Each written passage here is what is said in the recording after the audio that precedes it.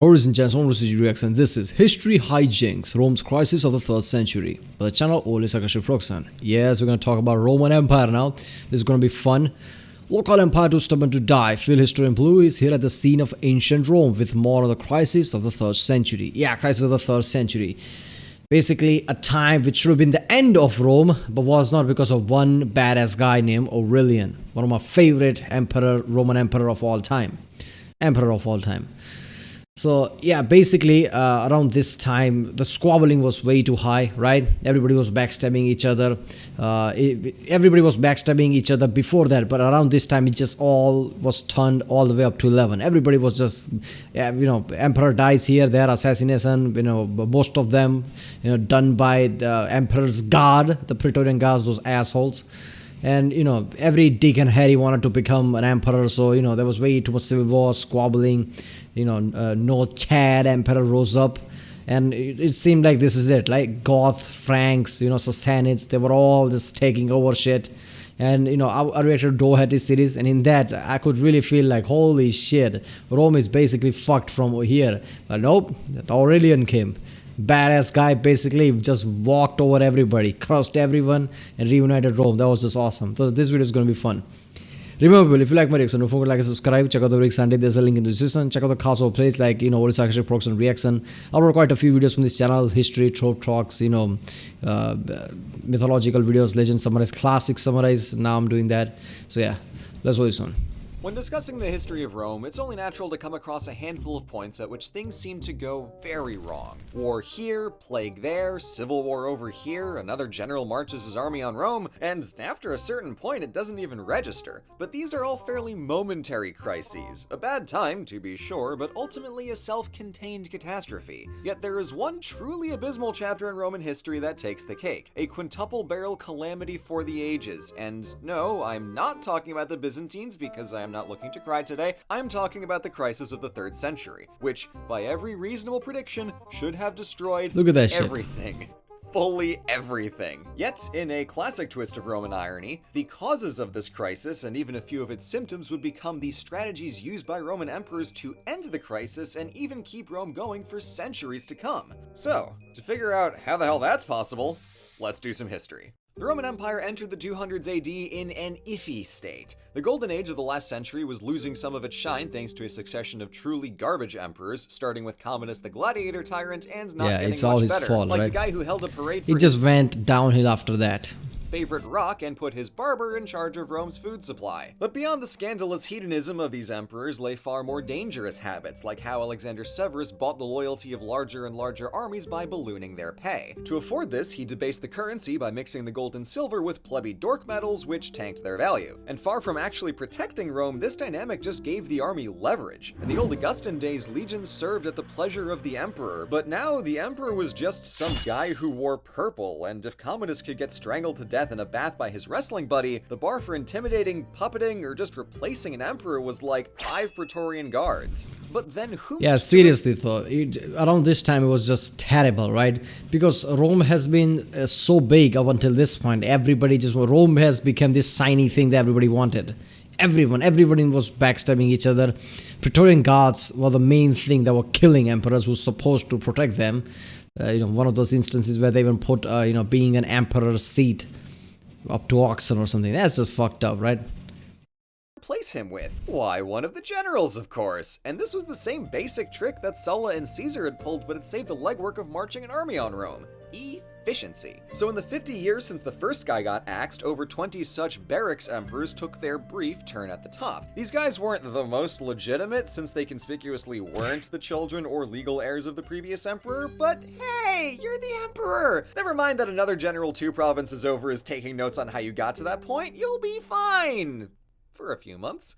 All it took was some general beating up some Goths for their soldiers to say, "Great job, you should be the emperor," and then they get ideas and suddenly there's a mini civil war to sort out. And all this squabbling left the door wide open for Rome's rivals beyond the frontier to come right on in. Which frontier, you may ask? Good question. All of them. In the good old days, Germania was the primary ouch zone, but now the entire north was subject to incursions from the Rhine all the way across the Danube, with fun new friends like Franks, Marcomanni, Goths, and plenty others. Some of these migrations were simply people looking for new lands to settle, while others were significantly more forceful. Terrifyingly, they also sailed down the Atlantic coast and into the eastern seas, striking as far as Athens in 267. The Roman army was good, but it wasn't that good. When an emperor focused on one area, another was left wide Around this time, it wasn't that good, you mean? open, but when the emperor tried to delegate, he might find his trusty generals scheming for that big promotion. Meanwhile, the eastern frontier was also a nightmare. The Parthians had been a sore spot for Rome since Moneybags Crassus was defeated and taxidermied with gold back in 53 BC, but Parthia rarely went on the offensive. They were just hard to conquer, so all of Rome's failed campaigns were essentially self-inflicted. However, the newly formed Sassanid Persian Empire, which took their place in the 220s, was far better organized and much more of an outward threat. In the 250s, King Shapur I pushed into Armenia, Roman Mesopotamia, and briefly into the Levant. The Sassanid menace would become a running theme for the next few centuries, but it came out of the gate real fast in the mid-200s. In 260, they captured Emperor Valerian in battle, whereafter the king used him as a footstool, as if being the emperor wasn't. Seriously, a Roman emperor being used as a footstool. This is just stupid when you think about it today. This is not Byzantine Empire, there was still a Roman Empire or something. No, this is proper Roman Empire. A Roman emperor was using like a stool like that. That's just fucked up. Bad enough already. But let's not limit our sample size. It was miserable to be any kind of Roman nowadays. We've got coins getting debased throughout the century to bribe the army, trade routes constantly disrupted by war, and entire regions being destroyed by invasions and counterattacks. Plus, a plague in the 250s killed thousands a day in Rome and whittled cities like Alexandria down to half, which in turn drastically reduced the labor force available to farm. Every time there's some kind of crisis, a plague has to come, right? That's the trend in history. Oh, okay, this is already way too much load. Alright, here's a plague for you. This will definitely put you in the ground.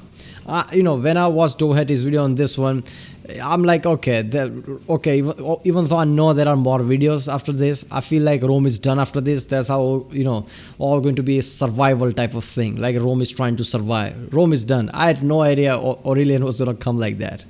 Fight, resulting in widespread food and soldier shortages. As if the actual wars weren't enough of a problem, piracy within the empire was rampant, so cities and provinces spent what little resources they had on defensive walls and small forts along major roads. All of this made clear that the society enjoyed during the Pax Romana was long gone, as it required the stability of strong government and a strong military, both of which were fully absent here in the 200s. Functions of government were carried out primarily by the army, who were only accountable to their very stabbable general. Luckily, when Rome worked, it worked. So if those political and military foundations could be patched up, at least on a local level. That's the thing. See, Pax Romana, peacetime. That is the problem, isn't it? Everything was at peace. Everything was just, I guess, flourishing in Rome.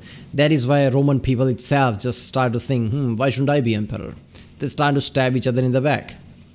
Things can be alright. Now, believe it or not, the first 3 decades of the crisis were actually rather straightforward and even a bit tame compared to what went down after 260. Valerian being captured by Persia left Rome to his son and co-emperor Gallienus. Faced with the problem of everything everywhere all of the time, he was happy to delegate the Rhineland frontier to Postumus, a general and governor of Rome and Germania. Naturally, it took all of 5 minutes for Postumus to be acclaimed as emperor, but not for all of Rome, just the western provinces. Gallienus couldn't really do anything about this, so Postumus had free reign to form a quasi-independent state in the west that stretched from Britannia through Gaul and Germania and down into Hispania. He created parallel Roman institutions like the Senate and consuls and had no intention of causing trouble with the rest of Rome. He just wanted his slice, and he was able to defend it fairly well. Meanwhile, a strikingly similar story plays out on the other end of the empire, where Prince Odenathus of Palmyra fought back against King Shapur and began acting independently of the new emperor Gallienus. Rome entrusted Odenathus with defense of the east and granted him governorship of the provinces of Cilicia and Syria down to Arabia. With only the eastern front to worry about, Odenathus held off the Sassanids until his assassination in 267, when his widow Zenobia became the de facto ruler of Palmyra and governor of all those provinces. Like in the west, this Palmyrene territory was essentially an independent state allied to Rome rather than provinces within it, and Postumus was assassinated in 269, and Hispania and southern Gaul jumped ship, leaving only half of the Gallic Empire left. Okay. It was essentially an independent state allied to Rome rather than provinces within it, and Rome was too occupied to really complain until 270, when Zenobia took advantage of a couple quick emperor deaths to annex Egypt and Galatia and proclaim her son as Imperator Caesar Augustus, which we can now fairly categorize as open revolt. Even then, the new emperor only cared that Egyptian grain exports stayed on schedule, and it's painfully telling that he could see part of his empire in a state of active rebellion and still think, I'll double back to that one later. I have more immediate problems. Way too much crisis going on at the time. The guy wasn't even thinking like, what should I do about the revolt? I don't have time for that. Yeah. Plus, half of Egypt was in favor of their annexation. It seems weird, but you can see why. The Palmyrene Empire and the Gallic Empire were smaller, more nimble, more stable, and slightly less susceptible to upstart barracks emperors. It just felt good to know that the person in charge was only one province over rather than halfway across the sea and probably in the process of getting murdered by his own guards. Really, the actions of Postumus and Zenobia showed that they did work in the interest of Rome, just their corner of Rome, independently, and with the power of an emperor. Both states paid consistent homage to Rome, and despite how bad it looks on a map, were far less of a problem for the emperor than his own usurping generals, and even arguably a help, as they each removed. Exactly. I mean, he's not gonna go like, okay, they are revolting, I need to take back those places. He's not gonna think that. There is a general that I can see just a few feet away that could stab me tomorrow, so I'm not gonna worry about those areas. Entire front from the emperor's to-do list, and this wildly set the stage for their later conquest, as the Emperor Aurelian was free to focus the first few years of his reign squarely on fighting rival usurpers and barbarians along the Danube and, in Italy. In 271, he drove the Alemanni tribe out of the peninsula and built a new system of walls around Rome. He also organized a retreat from the always slightly untenable province of Dacia, making the much more defensible Danube River the consistent imperial border. With the northern front temporarily settled, he turned east, defeating Zenobia and reconquering the Palmyrene territories by the end of 270. Yeah, I made a deal with the last guy so I could have this. He had his hand from... my name is Aurelian, right? You don't know what that means right now, but people thousands of years from now will realize what that means. So yeah, you're dead. And then the next year he schlepped west to reincorporate the Gallic state. To the empire's collective astonishment, he was there like, okay, I'll be back in a minute. Just ran away there, took other places. Okay, where was I? Aurelian had reunified Rome under the singular authority of the emperor in just a few years, and was granted the title of Restitutor Orbis. No small praise. Yeah, so, around this time there were lots of, barbarian attacks going on all over the places because the weakness was showing, right? Every place was getting attacked by barbarians. Aurelian didn't just took over those places, it also cut off all the barbarian attacks. It was way overwhelming thing, right? I mean, he just basically walked off and kicked everybody's ass and took over Rome. Without him, the Rome wouldn't have survived, at least not the way it was. Maybe some, shell of what it was before, something like that would have survived for, I guess, a century or two, maybe. But Rome wouldn't have survived without Aurelian, not like that. With the world restored, he turned his focus to reform of the state, but we're not out of the woods yet because Aurelian got murdered by his own troops. In the decade following, things were definitely better, but still kinda crap, with uncomfortably squishy emperors, a non-functioning economy, and more Frankish invasions in the 470s. But more people presented a new opportunity, and Rome essentially employed them in the reconstruction of devastated cities and farmland in exchange for letting them stay. This practice becomes quite a big deal in later centuries. So in the 250s and 60s, the empire spiraled out of control, and the 270s saw big progress, but the 280s and 90s are when Roman authority finally came back, during the reign and reforms of Diocletian. After his acclamation as emperor in 284, he issued more stable currency, firmly separated military and civil leadership to stop the army muscling in on the state, and moved the seat of government north to Mediolanum, where he could better oversee the front. Further, he delegated regional authority to his most capable officers and made his general Maximian co-emperor in 286. Two emperors wasn't a new idea, but by placing Maximian in charge of the west and Diocletian taking the east, this arrangement looked awfully similar to the business with Gaul and Palmyra, except this time it was intentional and formalized by intermarrying the families, which also created a line of legitimate succession. In 293, he expanded this it's not same because it's not that, I'm gonna take this thing success, and no, it's them, alright, but just, giving different powers to different people to govern, because one guy cannot be everywhere. This is a massive area. Junior co-emperors known as Caesars to support the two senior Augusti. This tetrarchy kept Diocletian firmly at the top, but each emperor had regional autonomy. By recognizing that Rome tended to split along geographic fault lines, Diocletian's diet federalism turned a perennial problem into a stabilizing strength. He also snuffed the threat of civil wars by cutting all the provinces in half, so each of the 100 governors had a clearer responsibility and less power to stand up against his local tetrarch. He also grouped these new small provinces into 12 regional dioceses to really layer the strata onto government. So in an insanely trolly twist So he micromanaged the shit out of that one. fate, the Gallic and Palmyrene breakaway empires were a trial run of what Diocletian would make official policy. Rome was too fragile for one emperor, so take it in parts. It was no Pax Romana, and even the tetrarchy would be temporary, but it was enough. Diocletian's reforms made Rome wasn't, weak for one emperor. The good one emperor came, was murdered, Aurelian. Then again, he was back to the old business, even though Aurelian take the most of brunt of the work. Most of the barbarians that were actually threatening, he cleared out all the opposition. Then after Aurelian's death, it went back to the what it was, but not at that level, right? Then immediately Diocletian came, so he took over places again and started to create all his reforms and things. And then obviously in future, another Chad guy will come, Constantine, who alone can basically conquer the whole place and go on.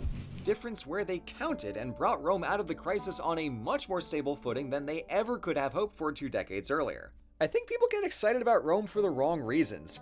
Rome conquered this, oh, they conquered that. Those are all whatever. What's impressive are the moments when Rome stares into the pale face of death and tells him to wait his goddamn turn.